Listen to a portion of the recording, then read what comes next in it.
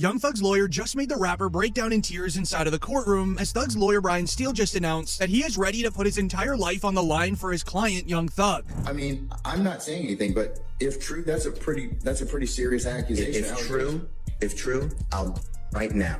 How about that, Judge Glanville? Your Honor, I object to this. I don't care about her objection. I'm speaking with the court. Your Honor, I object. I'm speaking with the court. Okay. I'm speaking with the finish, court. and then you can state your. My point is, as sources inside of the courtroom mentioned that when Brian said this, Young Thug had a little tear in his eye, making it very obvious that Young Thug made the right decision with his lawyer staff. Brian Steele, however, is extremely angry with the entire court system for how they treat Young Thug. It would be announced, and I quote, "Young Thug's lawyer is fed up and calls the judge in the case biased against either him or his client." I want to move the case, but when the court, it gives me no pleasure in saying this.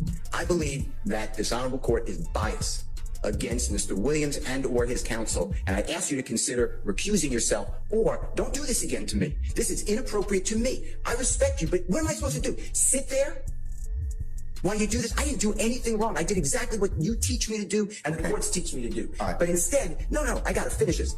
Then I get told to this court says by Prosecutor Love that I'm not being candid with the court and I'm misrepresenting because Mr. Bean never went to the hospital at Grady on September 11, 2013, and Miss Love has a document on her desk to prove it. As Thug's lawyer here is completely right in this situation. If it wasn't for the judge dragging the trial forward, it would already be over. As we're even seeing rappers tweet, this YSL Rico trial doesn't even seem real. Either Young Thug is snitching low-key or he has paid everyone off. But in all reality, it's more of the judge pushing the trial through, even though it's very clear the prosecutors don't even have hard evidence against Young Thug. As we would even watch a YSL lawyer call out the state prosecutor for being able to talk the ears off of a donkey. Not giving me the moment to speak. Thank you. Your Honor, I apologize for interrupting the state earlier, but the state can talk the ears off a donkey. This continued filibustering has got to stop so that opposing counsel can speak. Which obviously the state prosecutor, who never stops talking, did not appreciate this at all. She would then end up standing up and arguing so much with the judge and the YSL lawyer that there was an officer on standby that had to make her stop. At some point, Your Honor, I'm sorry, I'm talking, and I don't know why I'm being interrupted. I will not stop. I was speaking. I'm sorry, I was speaking. Both y'all keep talking at the same time. I know, I was speaking, and I expect you to allow me to speak when I'm speaking. Hey, both of you all need to just take it down a notch. And so, Your Honor, if I may finish, because I was the one speaking before Mr. Weinstein interrupted. But you continually engage in this pattern of behavior, Ms. Love. You don't want to accept my ruling. Your Honor, and I know you're being an advocate, but at some point, stop. Just stop. I made my ruling.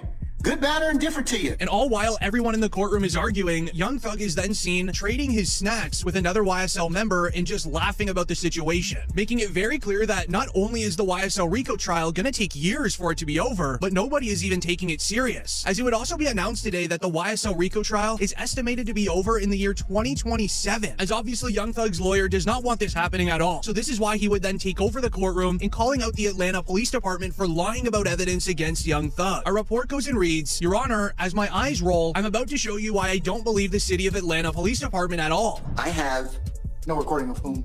Who? Detective Lewis at the hospital, Grady Hospital, September 11, 2013, meets with Walter Murphy. And Your Honor, as my eyes roll out of my head, I'm about to show you why I do not believe the City of Atlanta Police Department at all. This is served in discovery. I will mark it Mr. Williams C and D. And then you tell me if I'm supposed to believe the allegations from the state of Georgia.